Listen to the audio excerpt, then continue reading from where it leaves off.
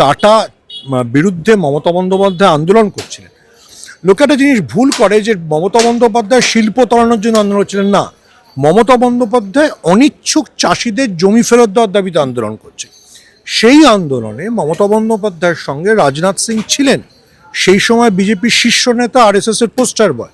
RSS এর poster বয়কে যদি এখন ডিসন করেন নরেন্দ্র মোদী, তাহলে আরএসএস নরেন্দ্র মোদীর সঙ্গে আবার সংঘাতে জড়াবে। এটা গেল হচ্ছে কেন উনি শিল্প নিয়ে বলেন, কেন উনি সিঙ্গারার জন্য এত টাকা খরচা করলেন। দেখুন, আমরা বাঙালি তো সিঙ্গারা খেতে ভালোবাসি। কেন্দ্রীয় সরকার নিজে কিছুদিন আগে একটা নির্দেশিকা ঝুলিয়েছিল না যে সিঙ্গারা খেলে শরীরের জন্য খারাপ। তাহলে বাঙালির শরীর কতটা কেন্দ্রীয় সরকার খারাপ করতে চায় তাদের পয়সায়, সেটা নরেন্দ্র মোদী প্রমাণ করে দিয়ে গেলেন। দেখুন, নরেন্দ্র মোদী সিঙ্গুরে দাঁড়িয়ে কি বলেছেন, তৃণমূল দুর্নীতি করে, তৃণমূলের জঙ্গলরাজ। আদিবাসীদের পয়সা নিজের দলের